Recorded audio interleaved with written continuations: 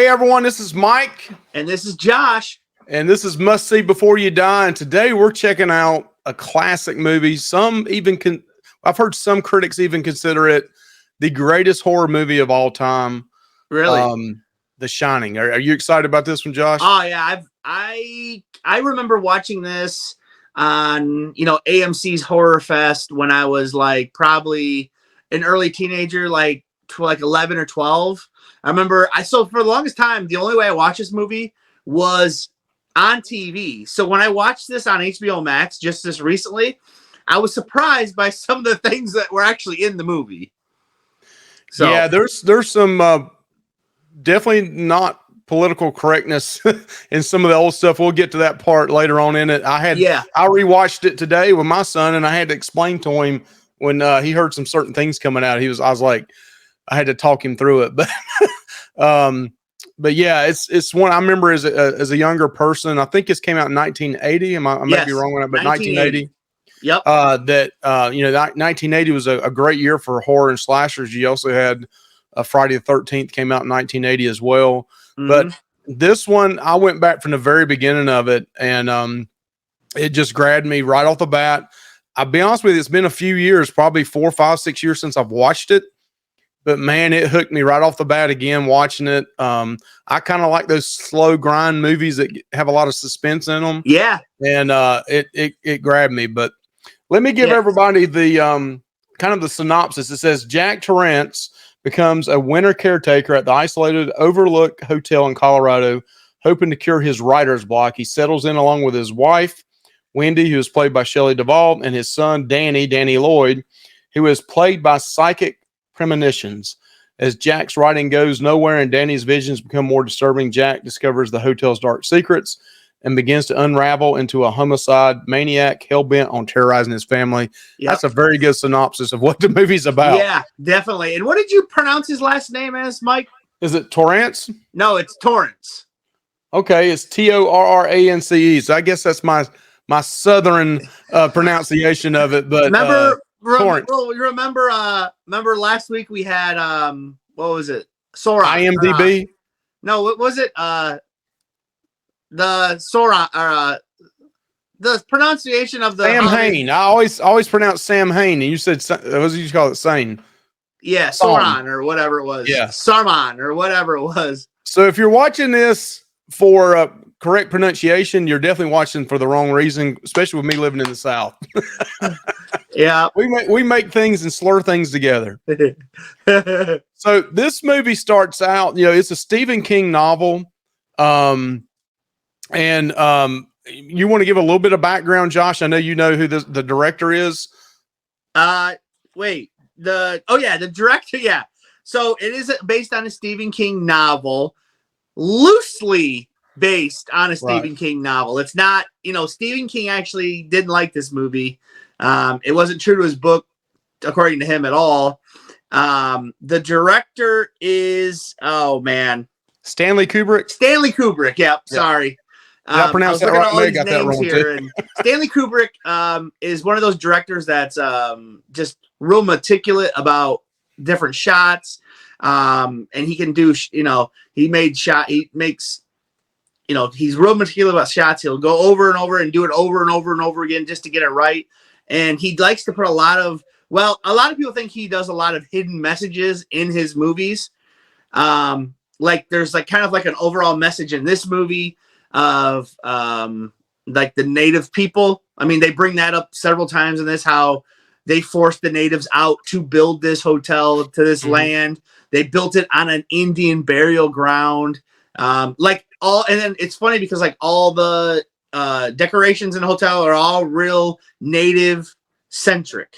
Mm-hmm. And so it all kind of ties in where, we just took over the land and, built it there, even though that was their sacred ground. You know what I mean? Yeah, and they even mentioned that in the movie. They said, I think the people, why they were building this, had to fight off the Native Americans, why they were building the hotel, the Overlook Hotel. Yeah, they were saying in this movie towards the beginning, I'll go over it again, but that it was built on they said Indian, an That's Indian reservation, and that it was a burial ground, and they had to move the bodies or the bones and stuff to be able to finish completing it. But let's start. I mean, the movie starts out with some great cinematic effects. Yes. I think with I think they had used a helicopter or something back then, and definitely aerial footage, and the music is really ominous, like really scary. And I wrote that in my notes. I said this music sets the tone for the movie. Oh yeah, like it's the music is amazing. The aerial shots, like this, you see the car going through before it. drones. I mean, this is before drones. They had to be in a helicopter or plane to be able to do all this filming. It was incredible. It's an incredible opening shot of the movie with, like I said, with the music and everything. It's great. So this movie starts out and it gives you like chapters. So the very first chapter is called The Interview. And so Jack, he's there going through an interview process. And then you notice that his son, Danny, is talking to his finger, who is really Tommy. He calls him Tommy. Right. And the whole interview process, you can tell he's wanting this job bad. That the guy comes back and tells him, hey, can you deal with this? Because there's something happening back in 1970 here. And, of course, spoiler alert, this is 40 years old, the movie, 42 years old. But he says, hey, solitude and isolation can become a problem, is what the person interviewing with him told him. And the character Jack, who we all have, Jack Nicholson, it's an incredible actor. Yeah. He says, hey, that's what I want. I want my wife, we want the quietness and all that. That's no big deal to us. And he then goes on to tell him the story that happened before he actually accepted want to make sure he understood this. But he says, in 1970, in the wintertime, Charles Grady, who was the caretaker there, killed his family with an axe. He had 2 young daughters that were twins. He got what they called cabin fever. And Jack in the movie is like, hey, that's no big deal. My wife is a horror film addict. She loves horror film stuff. So that kind of sets the scene up front.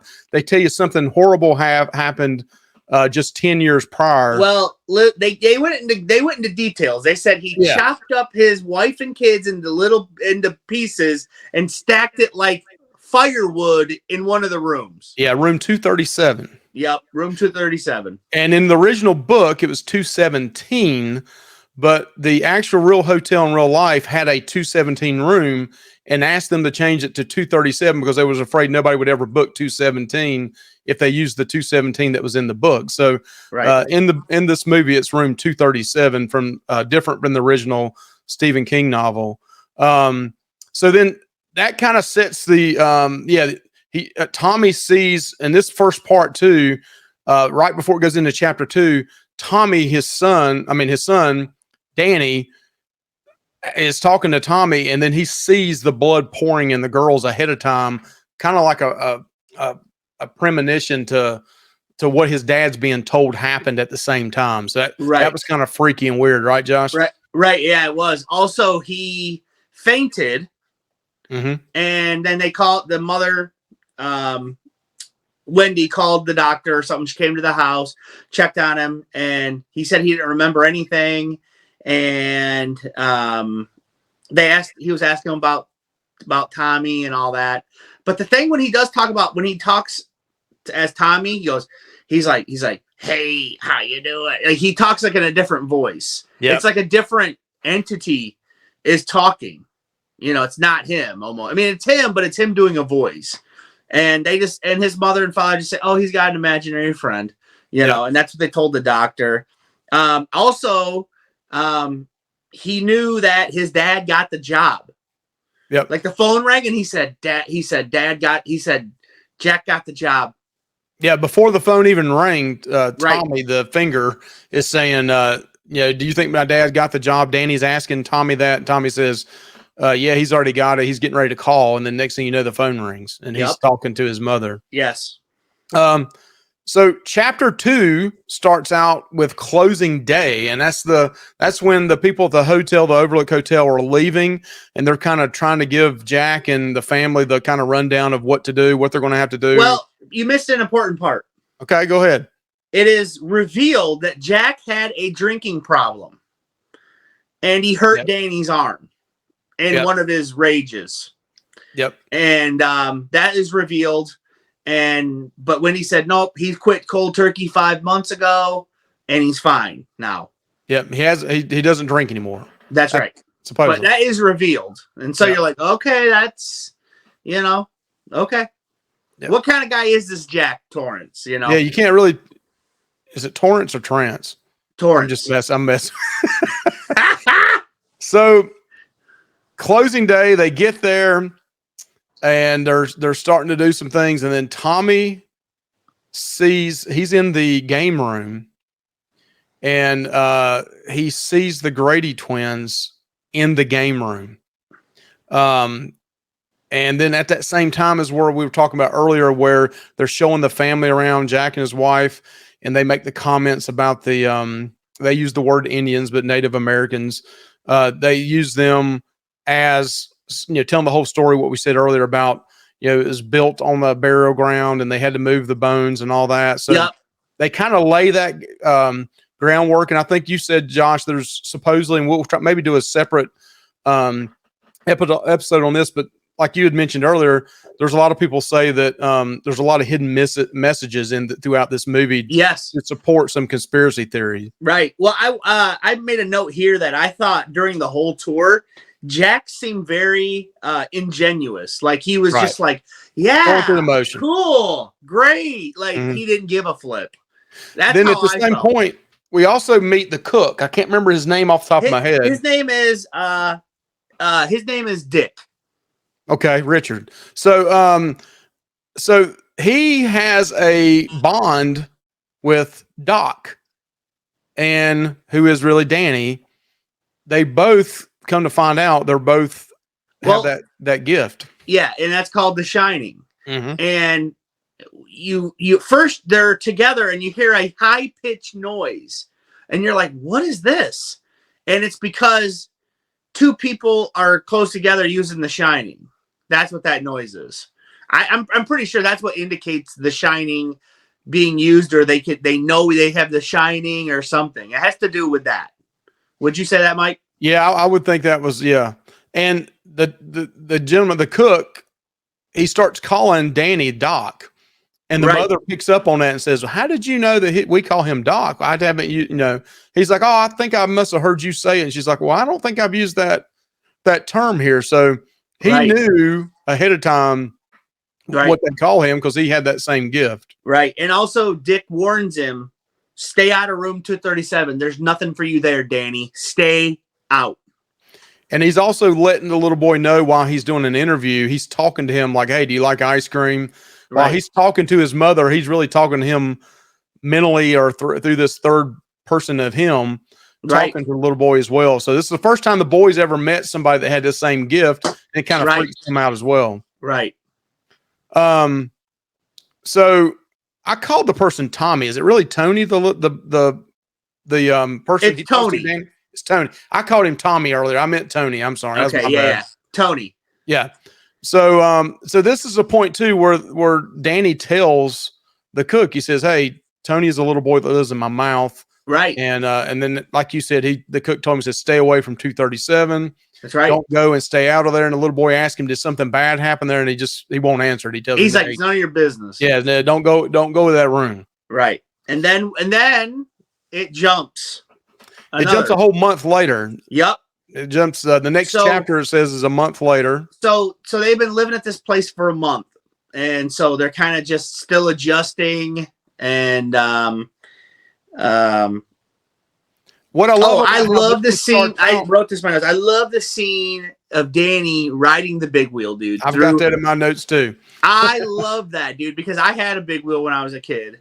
And that's the Steadicam shot they're talking about, where somebody is walking right behind him with that Steadicam on top of him to get that type of point of view with it, which is awesome, I think. Yeah, because you're getting the point of view of the little boy riding the big wheel. Yep, I love it. So.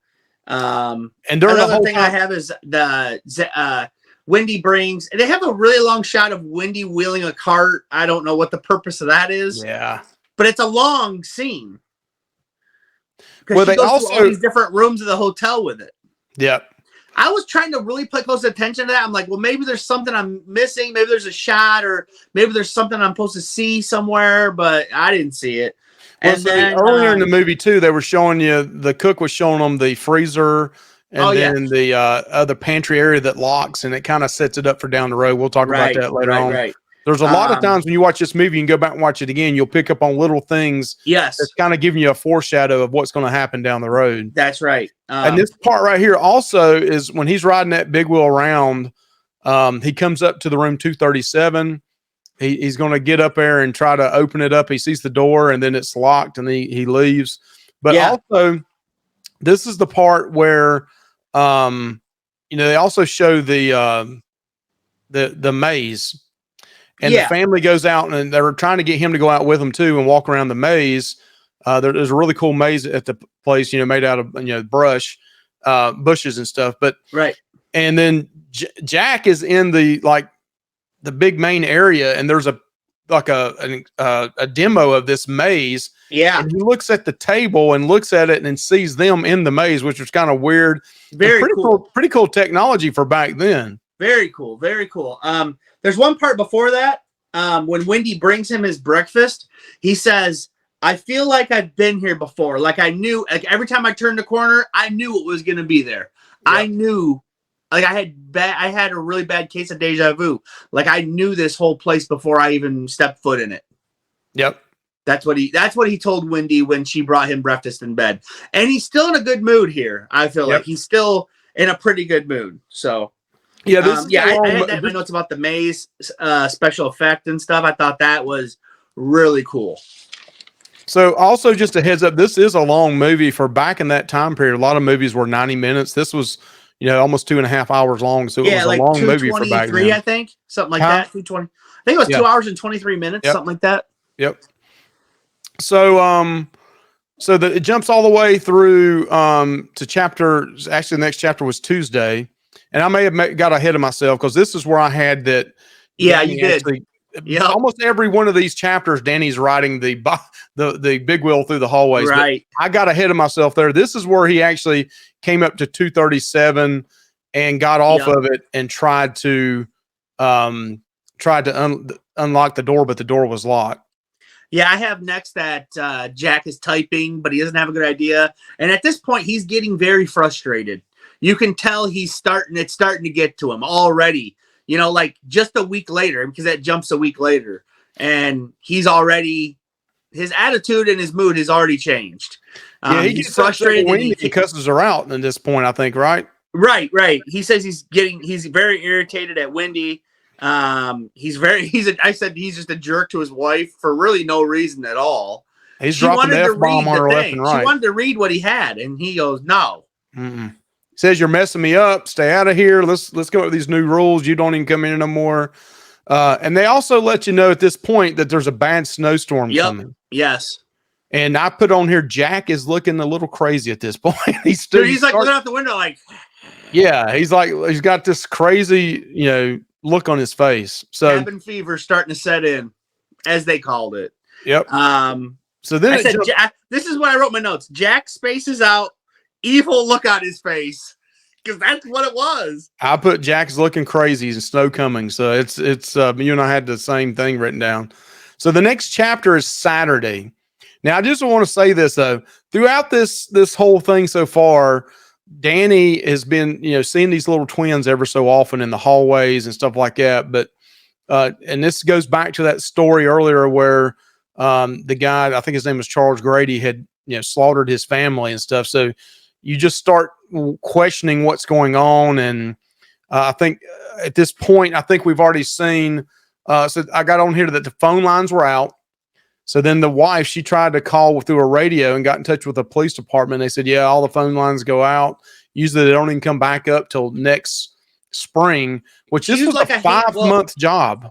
She used a ham radio. Wasn't that what that was? Yep. She used a ham because, like you said, the phones are out. So she used a ham radio to contact him. And so that's their only way of contacting the outside world is this ham radio. So I've got on here too, during this one, he's riding through the halls again. This time he says the Grady twins, but this time they say this, hello, Danny, come play with us forever. And then he sees them chopped up. He sees them laying in the floor and blood. They're not chopped up. They're just they're just murdered. Yeah, I mean, yeah, they're not.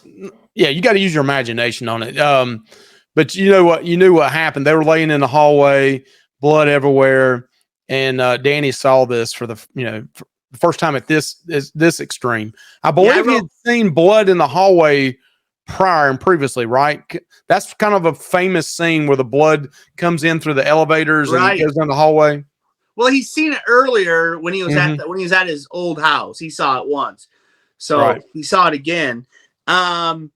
Yeah, I said that they want him dead with them to stay in a hotel trapped with them. Yep. So evidently, like whatever, like you kind of get the idea, like whatever dies here stays here, and I think that has to go with that it's buried on an Indian burial ground. Like it all ties into that kind of stuff. Stephen King also used Indian burial grounds in other books and movies. I mean, Pet Sematary had one famously used. I think I can't remember what other one, but he likes to use the whole mythology with like Indian burial grounds and stuff. Yep. So then it jumps to Monday. The next chapter was called Monday. And it starts out on this one where Danny is sneaking into they called it an apartment, but it was a 2-bedroom little apartment that was part of the hotel. And he's sneaking in to the house to get something or to do something, but he sees his dad just sitting at the edge of the bed. Yeah, I said Jack and Danny have a weird conversation. They do. His dad's not, this is where you see where Jack's not sleeping, because Danny asks him, says, hey, why don't you just go to sleep? And his dad's saying, asking him, Danny, do you like this hotel? And he says, I wish we could stay here forever and ever. That's what Jack says. I mean, and he also said, I'd never hurt you. Right. Yeah, because Danny asked him, says, would you hurt mommy and I? And he's like, I would never hurt mommy and you. I would never do that. And then he starts putting in the laying the groundwork because he asked him, he said, did your mother say something to you about this?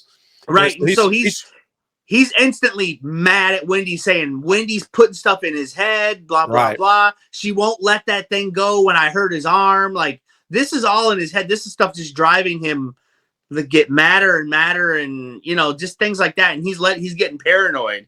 One thing that I said next was that one of the famous things is that Danny in this scene, the scene where the ball rolls up out of nowhere, where he's playing with his cars, he has his Apollo. Wednesday. He's got his Apollo space shuttle sweatshirt on. Now there's a whole conspiracy that goes with this, with how the formation of the cars and the shirt. And I don't want to go into it here, but you can look it up.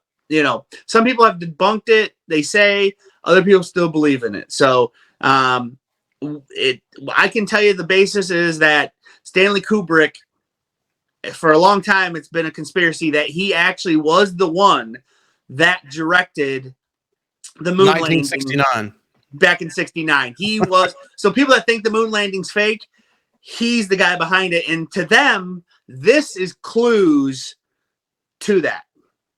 So look it up if you want. That's definitely got to be a separate episode. That would be a good one, talking about all the conspiracy theories. But yeah, it's definitely there might be some meat on the bone there. I don't know, but go ahead and check it out for yourself. But yeah, so I made sure to underline the Apollo shirt because I wanted to talk about that very briefly. Yeah, so in that chapter is called Wednesday. It switches. It goes from Monday to Wednesday. Right. And Danny's playing in the hallway and he's playing with his cars and stuff, and then a little ball rolls up. Yep. And then he starts walking down the hallway. Or he may have been riding. I can't remember. He was walking. But then he sees 237 room. The door is open this time. Yep, it's open. And the key is in the door, right? Yes, the key is in the door. And it's open. Right. And so he goes in. Yeah, the version I have, it may have been the I didn't see on the version I was watching that he did go in the room, but yeah, you take it he did because what happens next. So then on the version I watched, Jack is screaming at his table where he's typing. Yeah. And the wife runs down there and says, "Hey, what's going on with you?" And he says, "I've had the worst dream. I've had the most horrible dream I've ever had. I dreamed I killed you and Danny. Right. I cut you up into little pieces," is what he says. Yeah, I wrote that. And then when he says this, Danny walks up real slowly, and the mother's like, "Leave here, son. Go back to your room and play," or something. He's not listening to her, and she's like, "Why are you not listening to me?" And she runs up to him, and then she notices he's got bruise marks on his neck, and his shirt is ripped a little bit up on the top. And then the mother looks at the father and says, "Jack, you did this. Yes, this is you. You did this." So next thing, they cut to him walking down the hallway, and he is on fire. Jack is. He's mad. Yes. He's cussing at her under his breath. Yes. And then he goes into the Gold Room bar. Yeah. Here at the Gold Room bar, there's a bartender there named, I believe it's Lloyd. And he's talking to the bartender, and he asks for a bottle of bourbon, glass, and ice. He's going to sit there and drink. You know, he's the one that supposedly has quit drinking. Right. He's got upset that his wife thinks that he's the one that hurt the little boy. He asked for a bottle of bourbon. I put down this because this was maybe a clue to down the road on one of these conspiracy theories. And again, I don't, again, this is not trying to say this for political correctness or whatever. So, you know, if I say this and offend you, this is what he says. He says, "White man's burden, Lloyd, white man's burden." Right. And that all goes into the Native American thing, the message. So, but I have here that he said, "I hated not drinking. She made me stop." Like he didn't want to stop. He never wanted to stop drinking. And so when he, you know, like so basically, you learn, this guy has a lot of animosity towards his family, and he was really putting on a very fake persona in the beginning of this movie, I feel. Yeah. And now while he's talking to this bartender, who's not real, by the way, they're there by themselves. He sees him as being real. He says, "She will never let me forget what happened. I hurt him once, 3 years ago." And then he goes on to tell what happened, and that's on his belief of what happened. Anyway. Right. But then Wendy is looking for him. She comes in just screaming and you know, very upset. She says that a woman tried to choke Danny. Danny told her this, and he was like, and Jack's like, "Are you insane?" And she's like, "No, she said this. There's a woman in 237 who tried to choke Danny. Will you go check it out?" So this may be the longest nude scene I've ever. Me and my wife were watching this today, and Anthony, we told him to close his eyes. Don't watch this, Anthony.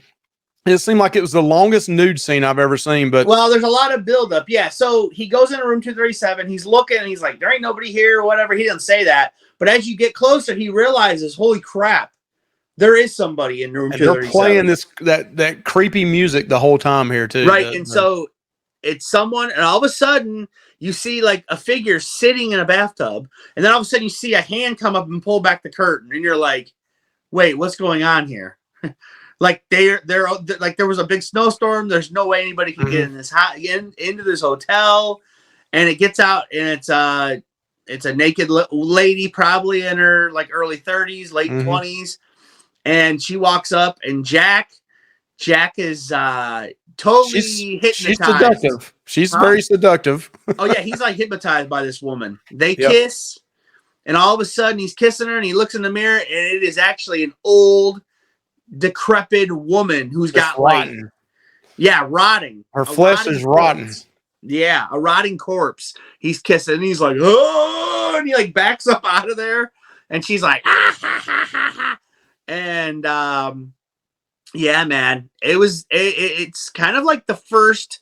Well, it's not the first, because you see the twins kind of killed on the ground would be the first, but I'd say it's like the second or the third really kind of creepy scene of the movie, because you haven't got a lot yet. This movie doesn't give you a lot right away. It's a slow roll, but it gives you a lot eventually. But yeah, so and then after that, Dick is shining, and he sees the bad things in 237.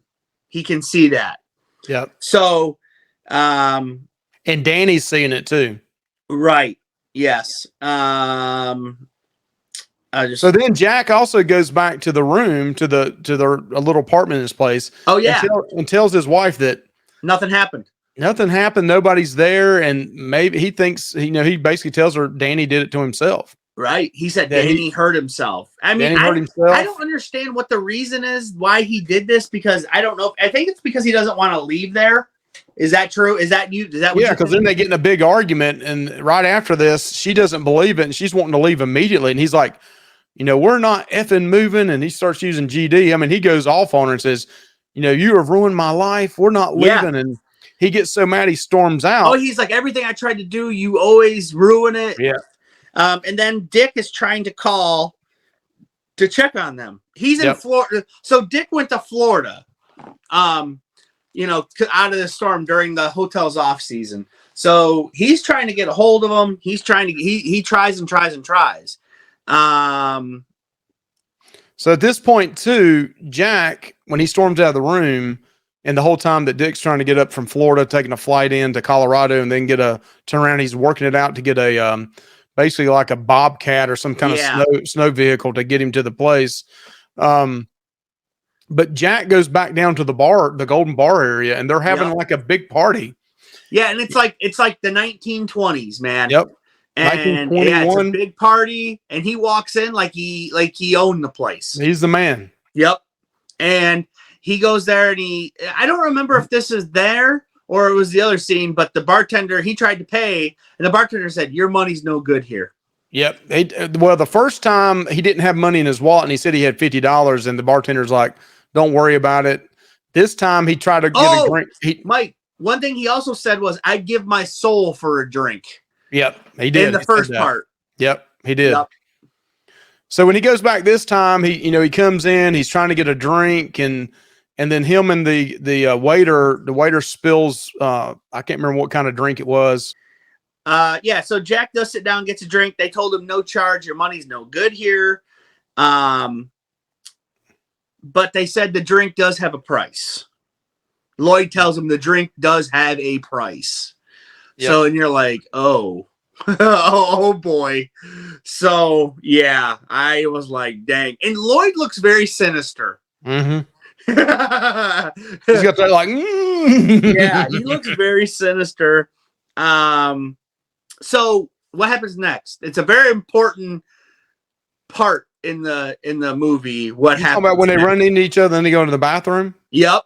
He runs into a guy, and the guy's like, "Oh, sorry, sir," and he's trying to help him clean. He goes, "Let me go to the bathroom with you and help clean this off." And he's like a waiter. Yep. And this guy's name is, I think it's like Delbert Grady. Delbert Grady. Which I'm thinking the whole time originally when I watched this, like, hey, that's the same guy that killed his family. Yep. I always did. I always thought that growing up. Yep.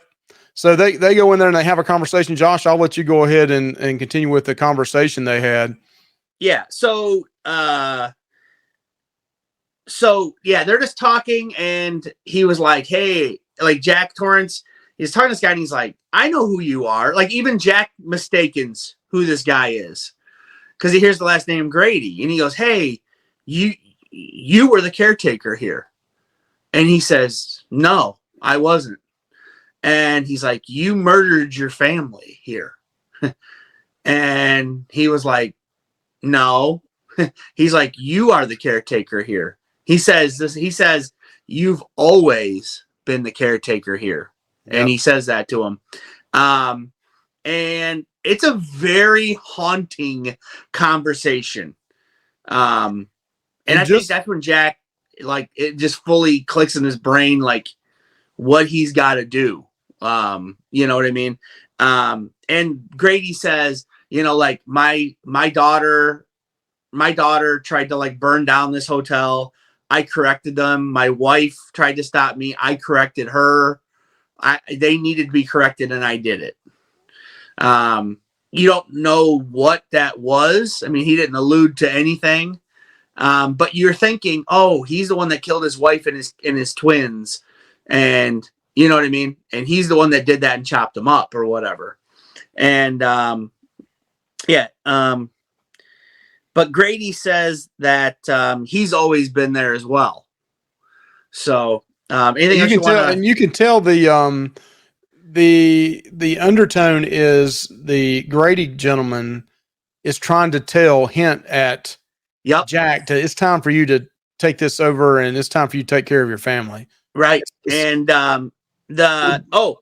Grady. So this is where there's like a controversial segment of the movie that you had to explain to your son. Right. Grady warns him about Dick the chef, but he uses colorful language.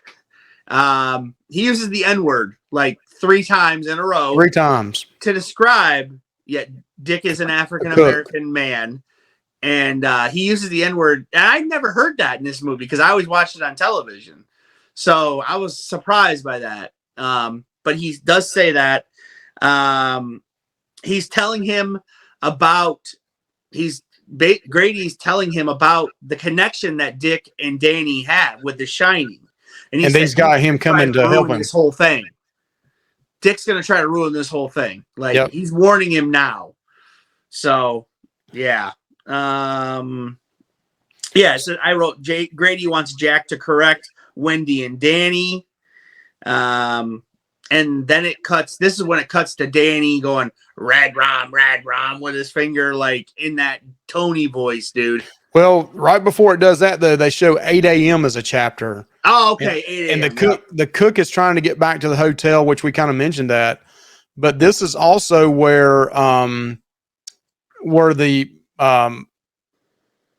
cook, I mean, the mother finds the novel bit that was being typed. She walks in there and she finds what he had been typing. It says, "All work and no play makes Jack a dull boy." And as you've seen, that's Josh Halstead's that's title. Right. That's Josh. Yeah. So then Jack walks in while she's reading that and he's like, "How do you like it?" You know, you can tell he's out there now. And it's not 20 pages. It's hundreds, if not like 1,000 pages. Yeah. And so you realize the whole time he's been working on a book, he hasn't been. He's been typing this the whole movie for months. For what is it, like 2 months he's been typing this. Mm-hmm.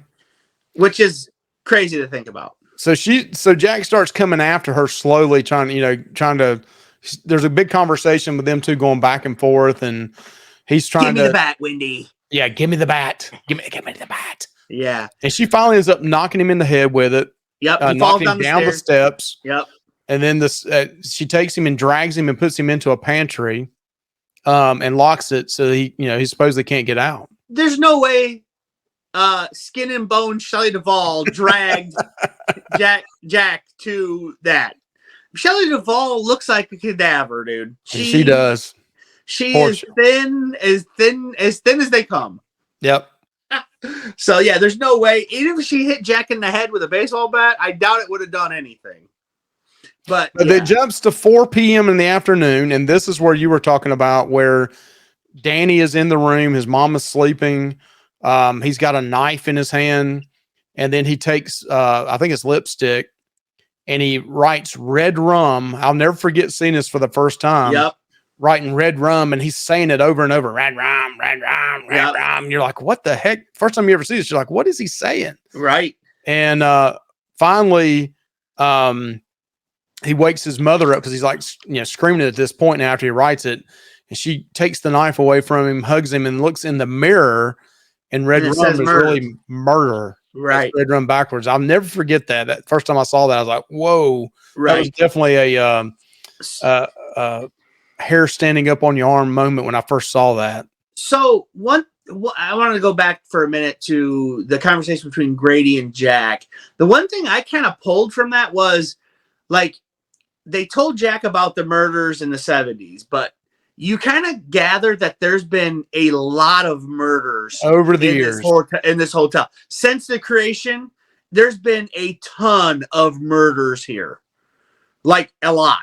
Like a lot of people go nuts. I mean, you kind of gather at the beginning they started developing it in like 1908 or 1909. Right. And then they show back to 1921 is around the time period I think things started happening, but it may even happen before that. Who knows? Right. So yeah, that's one thing that I didn't never really think of when I was younger, but like you start to realize like, man, this wasn't just 2 insulated incidents. I mean, it happened a lot there.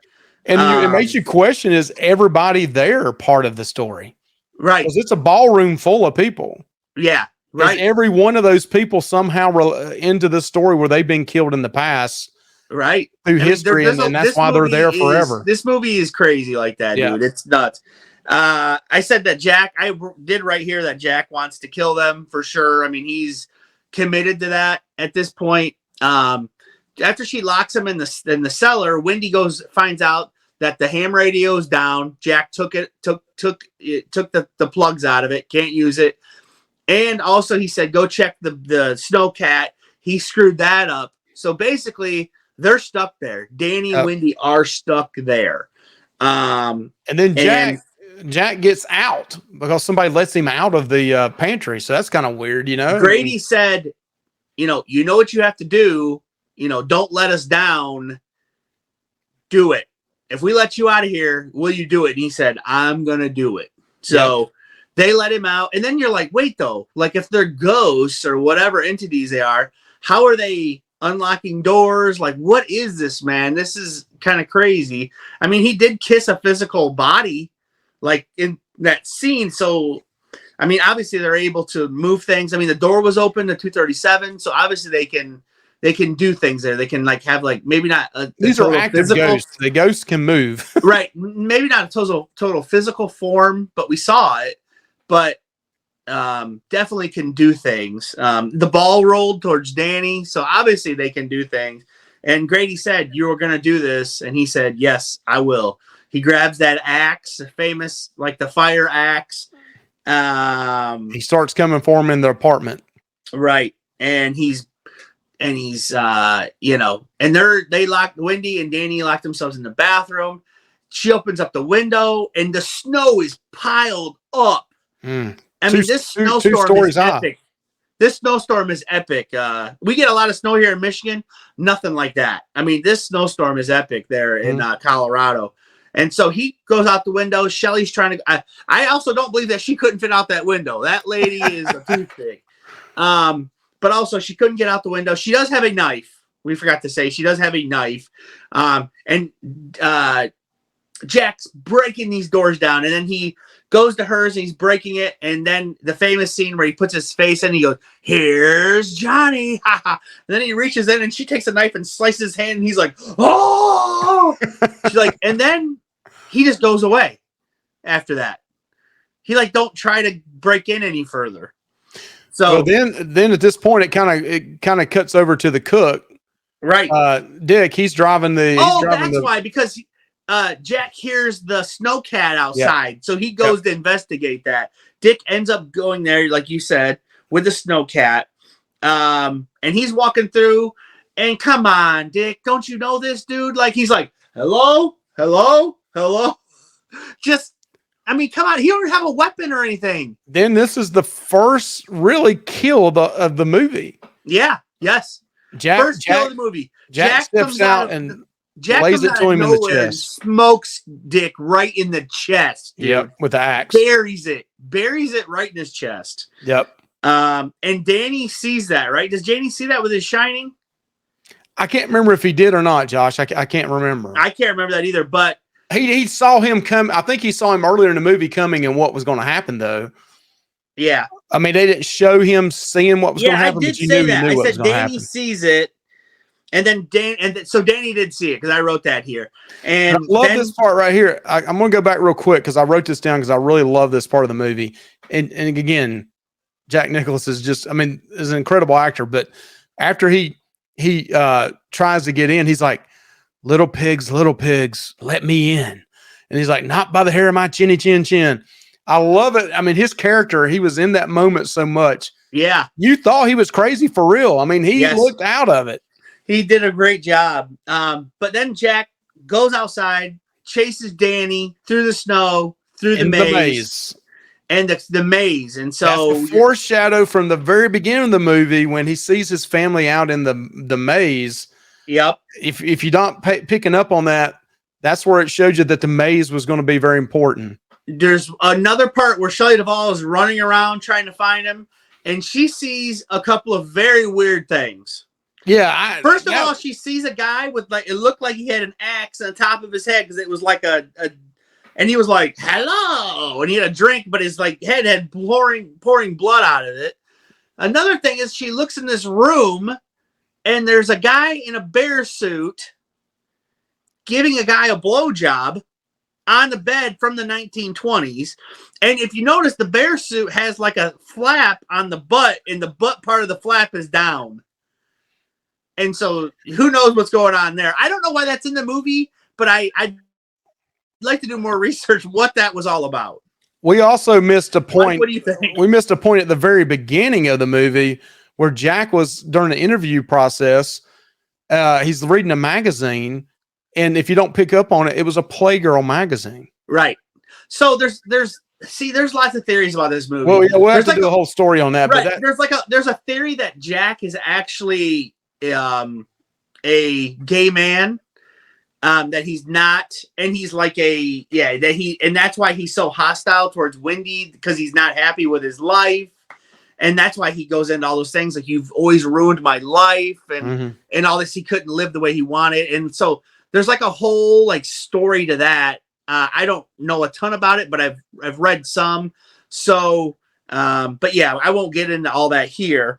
But yeah, there's a lot of weird things in the movie that sometimes that just. Like that part, I was like, wait, what the frick is going on here?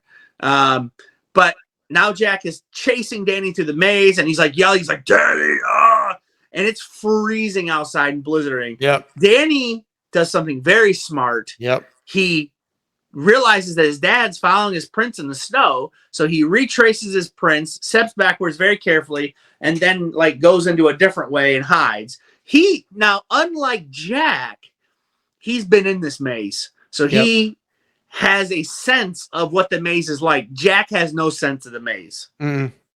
So eventually Jack realizes, Danny gets out of the maze, Jack's looking, and then he finally just, I don't know if like the hotel kind of loses its grip on you once you're outside of it or whatever, but he kind of just loses a lot of steam. I know he's tired and stuff, and he has a hurt ankle. We didn't say that, but he does have a limp. And he just sits down.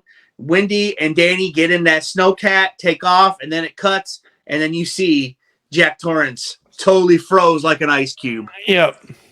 So that's pretty much the end of the movie, except for the last scene. They kind of show back to 1921. They play like 1920s music. Yeah, right. And they start looking in the hallway, and you see a picture on the wall, and it looks like Jack is the center of the picture, and he's holding up a 4. And I kept wondering, what does the 4 mean? And then it says 1921, July 4th. Yep. So was that the reason he was putting 4 up?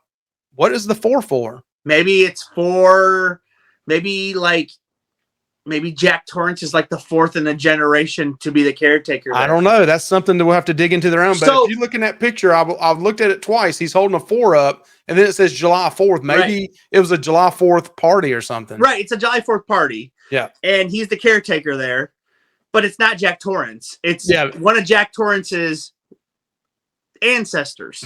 Right.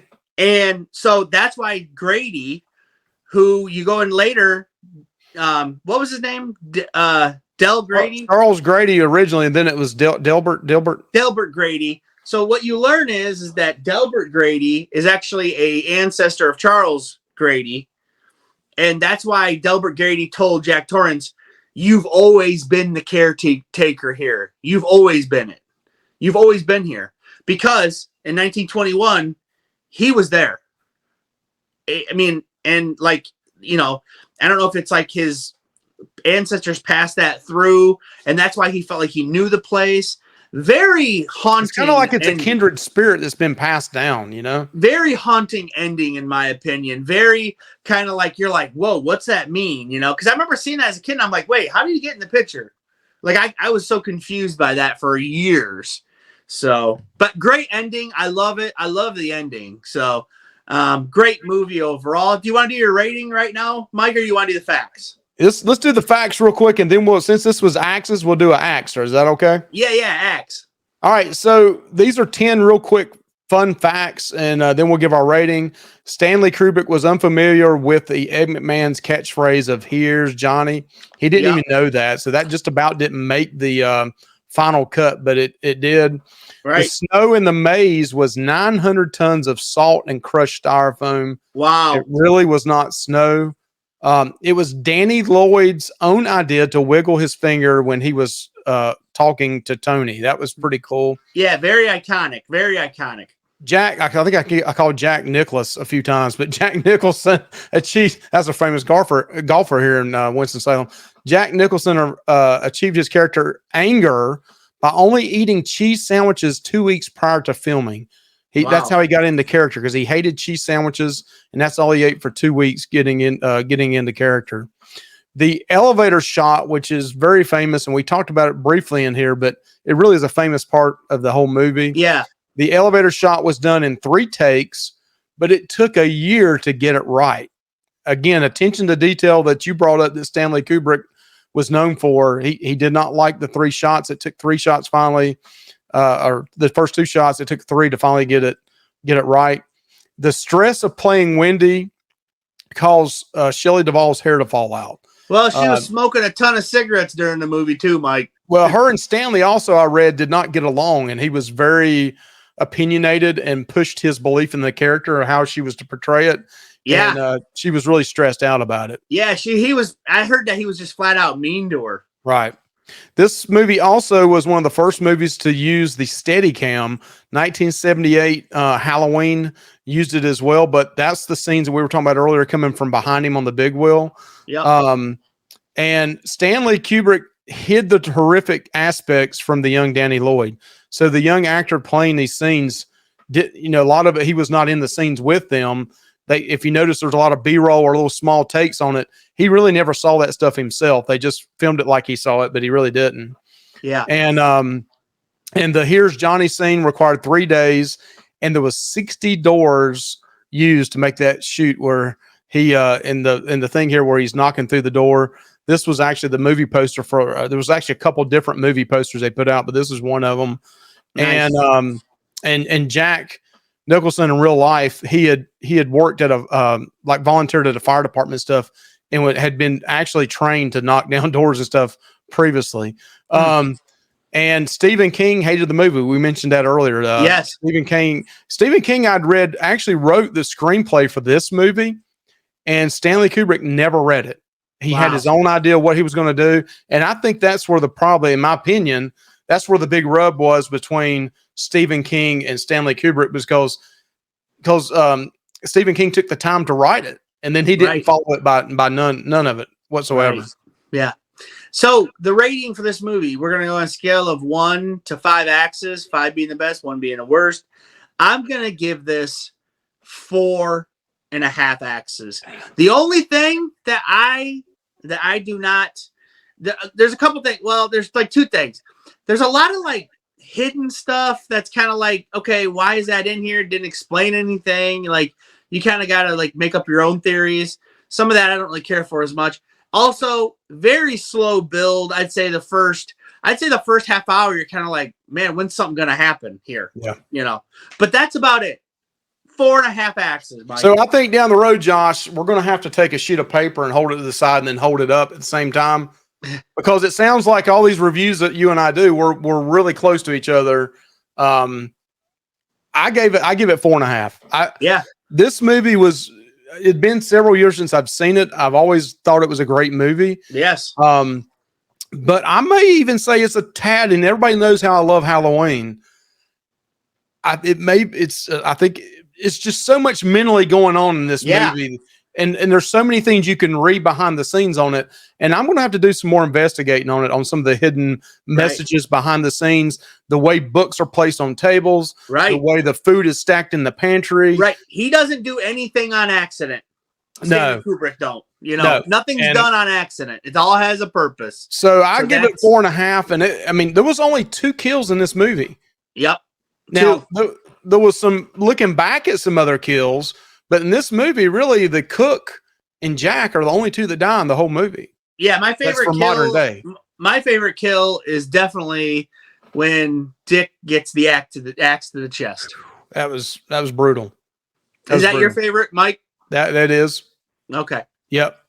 All right. So we appreciate you checking out with us. This is a big 50-some plus minute, but hey, this was a great movie. Right. Do you want 2 hours and 20 minutes long if you watch it? But please don't skip out on watching this. It's a classic, 1980. It's 42 years old. Right. And some great acting in it. Yeah, let us know some of the theories that you might have about this movie. Let us know what you think of the movie in the comments. Also, let's give a plug for the next movie that we're going to be reviewing so people know. We are going to be reviewing John Carpenter's The Thing.